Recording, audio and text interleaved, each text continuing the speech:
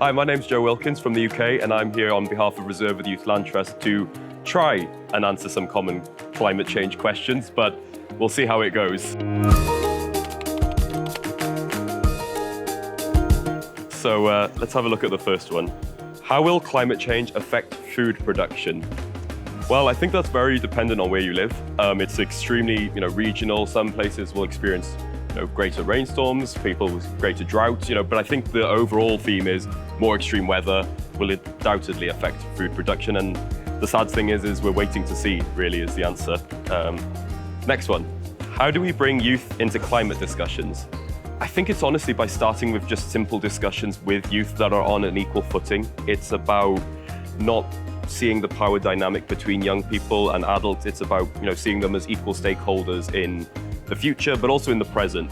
There's a big thing about young people being the leaders of tomorrow, when really we have the ideas, the innovation, and the ability to listen, to want to learn today. And so starting conversations in your local groups, with your local politicians, all the way up is my big thing. Think of just getting started, do it.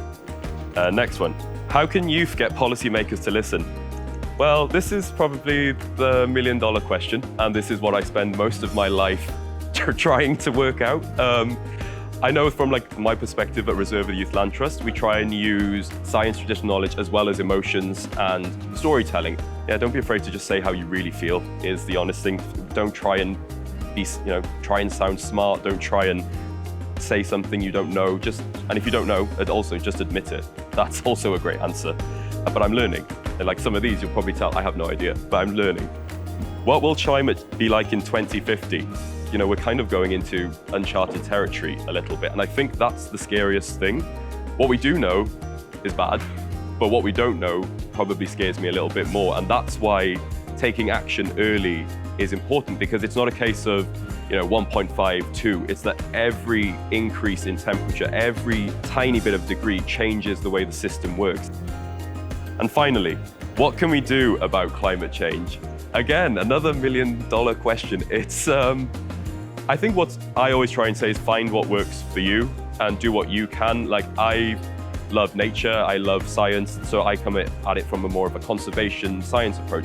If you're an artist, see what you can do about art. If you're a musician, make songs, do things like that speak to people. Do what you can. You're not going to fix everything by yourself. That's why collaboration is important, working with other organizations, working with friends, family.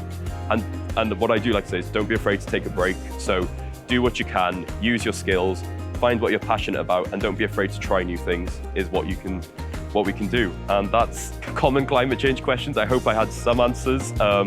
If not, I'll try and keep learning, and please let me know. But thank you for having me.